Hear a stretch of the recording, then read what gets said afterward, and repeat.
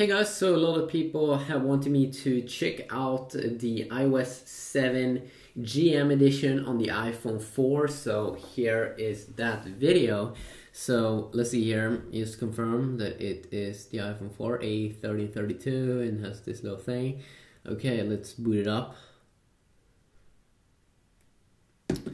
So there are some differences between this version of GM and the iPhone 5s that I've already been making a review of and been going over different features, or different new things inside of that.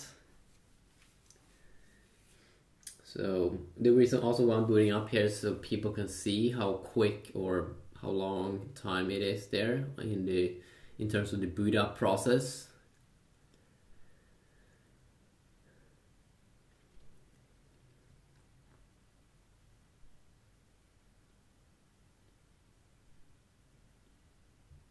Okay, there we go. So the first thing you can see here is that I've changed the wallpaper to a new wallpaper that is wearable. So if you start over there or if you start here in general, in terms of smoothness, oh, what? That was some kind of, maybe, I'm not sure if it was lag or that it did just glitch up, if the screen was a little bit nasty. You can see here, of course, we don't have spotlight, same as in all of those other updates. You can see still lag when you go down like this. But remember, this is an iPhone 4. We have so many new iPhones, and this phone is almost 4 years old phone. They can still run Apple's latest software. I think that's one quality thing that you can kind of feel secure with Apple stuff. But of course, you may not get the best software or software experience. You can see you don't get any transparency over here. And if you go down like this is something I really do like about Apple, though, that they made this experience smooth, but they already did that in earlier updates as well. But in one of those iOS 7 betas it was a little bit laggy, and that was horrible, but it's smooth here with your calendar and your stocks and all of those things. Also, it's smooth here in the experience when you unlock the device. There you go, when the icons pop up like that, it's very, very smooth, so you can see that they've been thinking about that. Let's see here if we move this one to a folder. That one is also pretty smooth, which is good to know. Let's have a look here at the control center. If you drag it up, still see you can't get the thing kind of transparency. You can tweak it a little bit in the settings, but not as much as you would get on the iPhone 5. If we go and take, let's see here, also in terms of going in and out of apps, that could definitely be a little bit slower. Multitasking area, this when you scroll like this, it's smooth, which is good to know.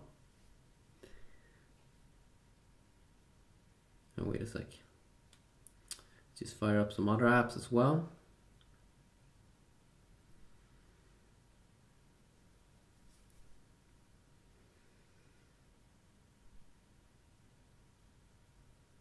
It's connected to my Wi-Fi network, which shouldn't be an issue. That my Wi-Fi network usually works awesome.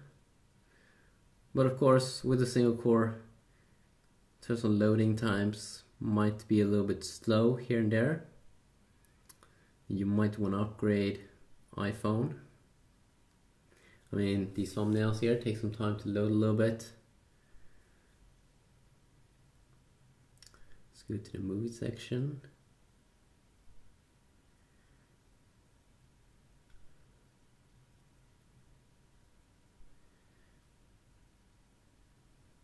Not too bad overall, if you just can wait a little bit.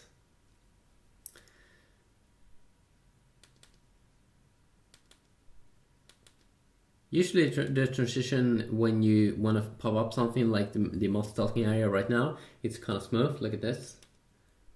But when I'm going back, it's a little bit less smooth from my experience over here. But this, as I said here, kind of smooth, which is good to know. See here, if you swipe to remove something as well, not super bad. If you take a look at some of the other new things here, in terms of wallpapers, that they've added these new wallpapers. Now you don't get those dynamic live wallpapers that you do get inside of the iPhone 5 and the 4S, but we have a bunch of different new wallpapers here, which you can see.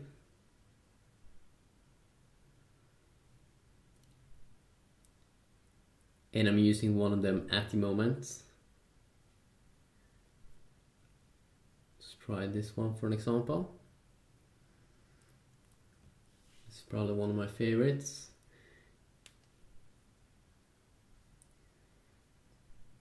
You can clearly see that Apple, I think that they've made some inspiration here from the Lumia devices. That's been very, very colorful devices, and that's why they also released this new iPhone 5C, which is a very, very colorful iPhone. Let's take a look at one more here. Like a dotted chrome background.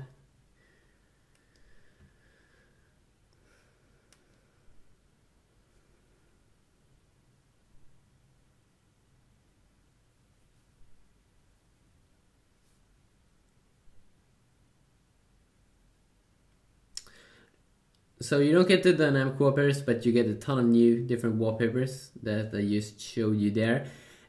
Let's take a look at here at some other things. Do you get those new ringtones, for example, that you do get inside of the iPhone? Yes, you do get all of the new ringtones here as well.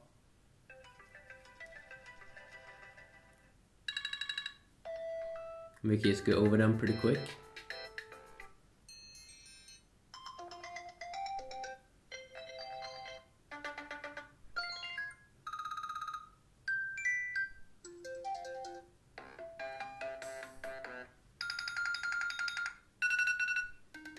And this is of course ringtones just for iOS 7.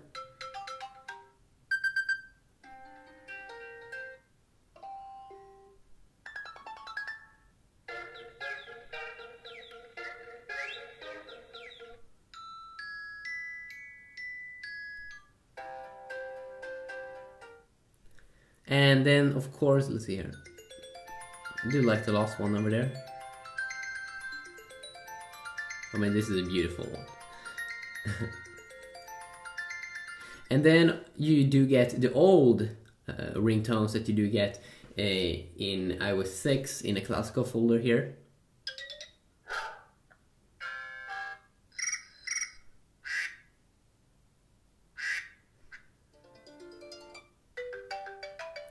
You probably heard that one.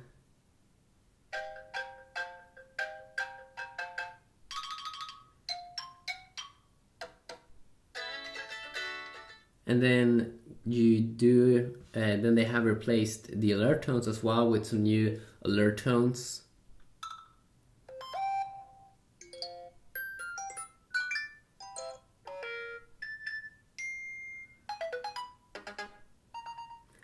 And then you can also find the old alert tones.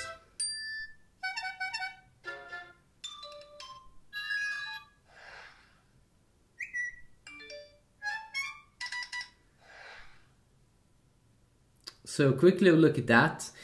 What else have they changed? Let's see here if they do have this new lock sound that they did have in the iPhone 5's update. Yes, the lock sound, they also changed that. But they don't have, it's more like an echo sound, but they don't have an unlock sound. I'm not sure if they're gonna fix that. What else? Do they have this new kind of charge sound? I'm just gonna see if I can find my charger.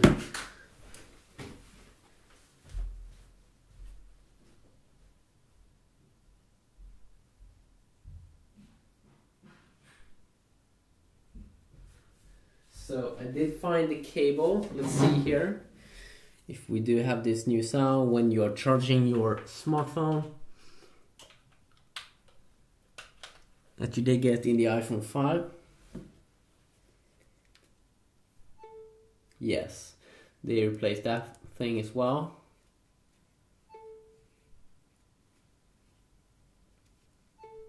So not a super big thing, but hey, it's a new little thing.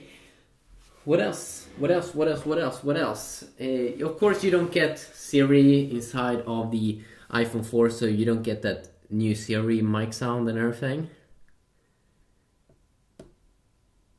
See here if I can hold it in to see if I can, yeah, there we go. So you used to have voice control, which is like a light version of something, or Siri. I think you can call it like that. So just quickly look at it over here. If you want me to go over specific apps, go more in detail on that, maybe you found something as well, something that they've changed. I think that they could have played around a little bit with iCloud's keychain.